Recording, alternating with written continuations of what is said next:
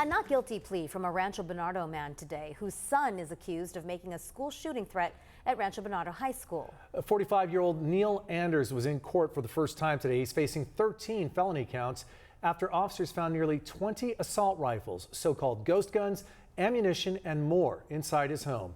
CBS 8's Jesse Pagan is here breaking down the charges and what happened in court today. Jesse. Yeah, guys, first time in court for Anders and first time we're actually getting to see him as well via teleconference as he appeared in court from the jail with his attorney. Now, Anders and his attorney denied all the allegations in court today, saying he has no criminal history and no minors had access to any of the firearms Anders kept in the house. However, prosecutors say the fact he had all these firearms and ammunition in the house, including some which are illegal to have in California, is their concern.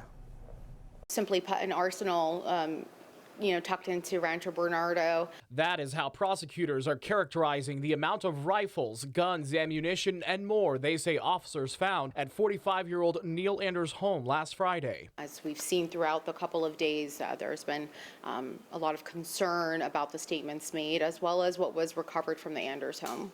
According to court documents and San Diego police detectives, Anders' 14-year-old son told classmates at Rancho Bernardo High School to not go to school this past Tuesday, saying he was bringing guns to school. 4 classmates reported that to school officials, launching a gun restraining order and a search warrant at the family home and a storage unit. That's where investigators say they found 19 AR-style rifles, 9 of which did not have serial numbers, various kinds of ammunition, so-called dragon's breath rounds, 3D printers, flamethrowers, manuals on how to assemble firearms, and more. At this time, I have no evidence that Mr. Anders was manufacturing these to sell. However, given the sheer quantity, it gave San Diego Police Department pause for concern, as well as my office. Every firearm seized from Mr. Anders' home was in a locked, hard-sided firearms case. Anders' attorney argued no minors had access to any of the guns in the home. Some are legal to have, and they were all stored according to state and local laws. The possession of 1,000 rounds of ammunition and the body armor, all legal under California law. I think it's important to know, Your Honor, that all these items we're talking about were items found in the home, not in a car, not out in public, and there's no allegation that Mr. Anders ever made a threat or is in any way a danger to the public.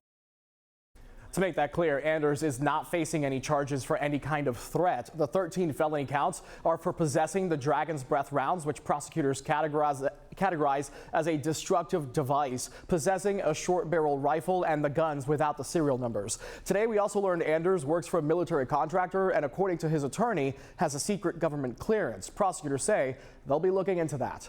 His next court date is next Tuesday. Marcella?